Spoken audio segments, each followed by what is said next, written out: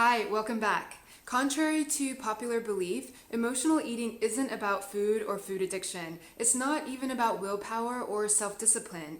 Emotional eating happens because we have other needs that aren't getting met, and we use food to soothe, distract, or numb. Today, I'm giving 4 steps to help you overcome emotional eating so that you can identify your real needs and get them met in the best possible way. And bonus, I created a free downloadable guide for you to help you put these steps into practice.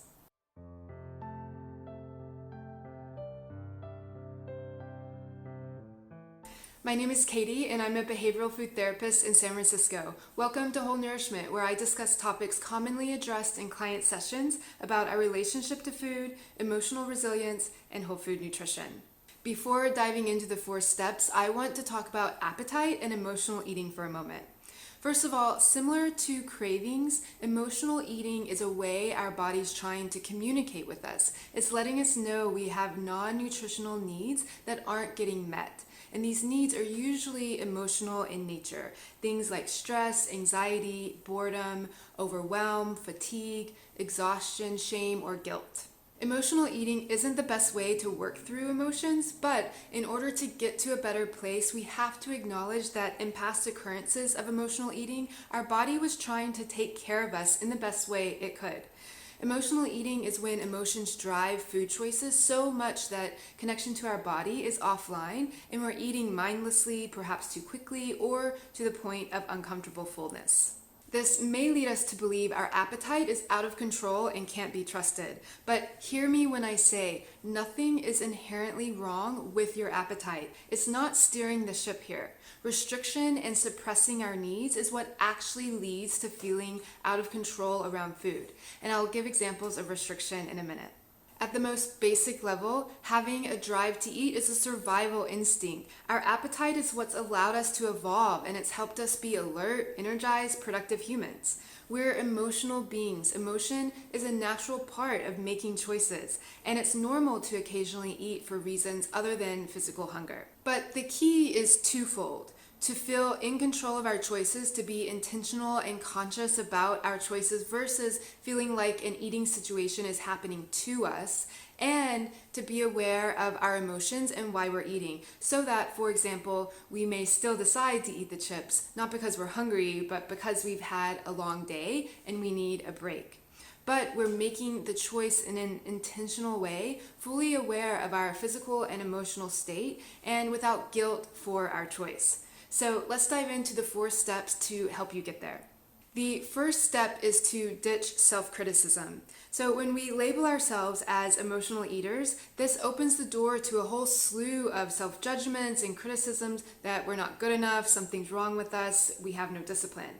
And it's tempting to pathologize the situation in this way, but self-compassion research shows that criticism and self-defeating thoughts don't work. Remember, there's a reason for your emotional eating. It's not for lack of willpower or an unattainable appetite. It's about your body trying to take care of itself because you're not getting some deeper needs met.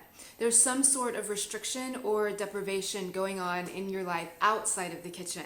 So make an effort to make this paradigm shift and try writing this new narrative in your own words on a sticky note and put it on your mirror. And to help you make this mindset shift, think about where there might be elements of restriction in your day that could lead to a sense of depletion and emotional eating later on. Here are some examples to get you started. On the food side, do you skip breakfast or grab just an energy bar as you're running out the door? Or do you eat a salad for lunch and spend the rest of the afternoon snacking or thinking about food? Or maybe you don't allow yourself to eat past a certain time at night, even when you're hungry? Or do you actively limit sugar intake or eat fake sweeteners with the belief that sugar is bad for you? Or maybe you follow rules of good and bad food lists to guide eating choices. On the lifestyle, emotional side, does your day feel one-dimensional with little variety in activities? Do you suppress uncomfortable emotions or have trouble speaking up for your needs? Have you ever experienced trauma in the past that you're still working through? Maybe you chain yourself to the computer and don't eat until everything is done. Or do you get 6 or fewer hours of sleep? If any of these happen on a regular basis, emotional eating could be a natural response. And once you recognize this and the fact that there is nothing inherently wrong with you, the second step then is to pause.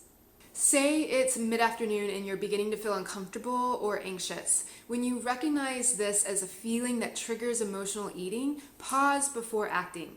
This pause is called the magic quarter second. It creates space between an impulse, like I need to eat some chocolate, and the action, which is reaching for the chocolate bar. And by creating this space, we're better able to recognize and accept the moment for what it is, and break out of autopilot and interrupt the compulsive behavior. In this pause, I like to ask two questions. What do I really need right now? And what would be the best way to satisfy that need? For example, say you're reaching for that chocolate mid-afternoon. The pause and questions might help you to recognize the chocolate is an excuse for a break, and you realize you haven't been outside for fresh air all day, so you go for a walk instead. Pausing at this point also allows space to take the next step. Step 3 is to name your feelings. In that moment of pause, identify your emotions. In the guide, I've included a list of emotions to help you expand your emotional vocabulary and more easily identify what you're feeling, so make sure to check that out. So, going back to the example of reaching for chocolate mid-afternoon, pausing, then naming the emotion we're feeling at the moment might help us realize that chocolate isn't the true culprit here. It's that perhaps we're feeling, say, irritated or unsettled.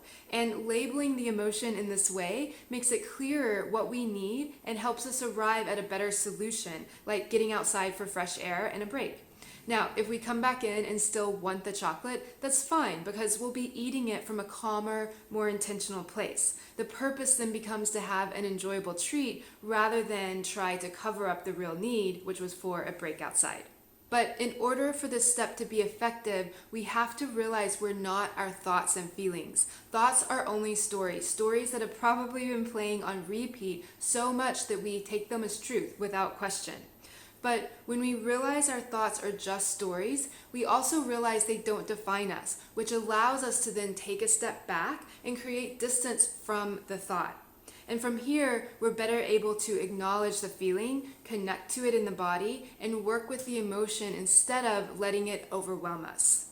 There's a trick I teach to create distance between yourself and the thought. So instead of saying, I have no control, say, I'm having the thought that I have no control. Or instead of saying, I'm so anxious, say, I'm having the thought that I'm anxious. And remember that feelings are in the body. Every emotion has a physical sensation. So be careful about using words like unhealthy, bad, fat, or other mean adjectives to describe how you feel. These are judgments, not thoughts. But acknowledging feelings helps in two ways. First, it lowers their intensity, giving them less power. And second, when we allow ourselves to feel, we realize we have a choice of how to respond. We can continue to ignore, suppress, or numb, or we can inquire about the best way to meet our needs. But only when we acknowledge our emotions and sit in this honest space can we become more comfortable with discomfort. And it's when we can sit with discomfort and not run away or numb out that we begin to heal.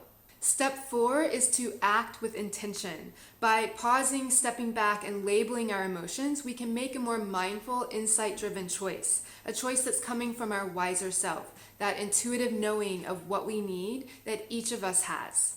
In the guide, I've linked to a meditation that will also help you here. In choosing how to move forward to get your needs met, it helps to think more broadly about what it means to nourish ourselves. The more ways we feel satisfied and taken care of in our day, the less we'll be likely to turn to food to get our emotional needs met. Here are a few examples. It could be moving your body in a joyful way, whether that's dancing or jumping rope or doing yoga, roller skating, hiking, or something else. Or it could be laughing, connecting with people who lift you up, or soaking in a bath, going to the movies. Maybe it's curling up on the couch with a blanket and a book. Or maybe it's getting out in nature or going to bed early, taking a nap. If it's difficult to prioritize time for yourself, go back to step 2 and pause to give yourself a chance to acknowledge what you're feeling. And remember that acceptance isn't the same thing as being passive or complacent. My clients will often say, I don't want to accept my current situation because I'm not happy with it. I don't want to give myself permission to stay stuck or lose the desire to act. I want things to change. But acceptance of where you are helps remove the clutter and stagnation and mindless compulsive thoughts and reactions, because acceptance allows us to detach from the emotion and bring compassion to the fact we're having a difficult time. So those are the 4 steps to overcome emotional eating. To summarize, the steps are to ditch self-criticism, pause, name your feelings, and act with intention. I hope there was something in these steps that you found helpful and can begin working with this week. And don't forget about the free guide to download. It's designed to help you work through this process. There are some journaling prompts, a list of emotions to help you more accurately communicate how you're feeling, and a meditation to help you connect to your wiser self. So be sure to download that at the link below. And if you want one-on-one support with emotional eating, get in touch for a free 30-minute session. I'll link that down below as well. Thank you so much for watching, and I will see you in the next video.